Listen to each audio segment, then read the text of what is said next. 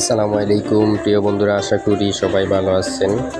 আজকে আর একটি নতুন অভিজ্ঞতা নিয়ে আপনাদের সামনে হাজির হলাম। সেটা ভিডিওতে ধারণকৃত ভিডিওতে সম্পূর্ণ তথ্যই দেওয়া আছে।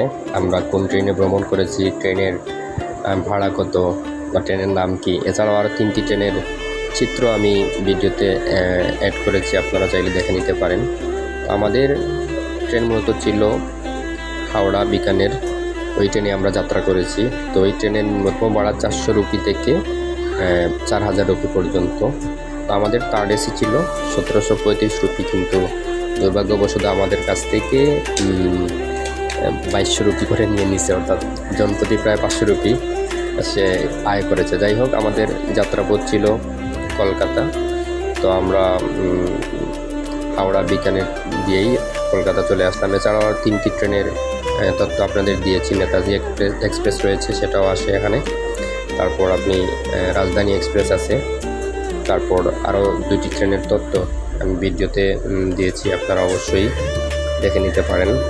এবং আমি মনে করি দিল্লি থেকে কলকাতা বা কলকাতা থেকে দিল্লি যাওয়ার ট্রেন যাত্রাই ভালো।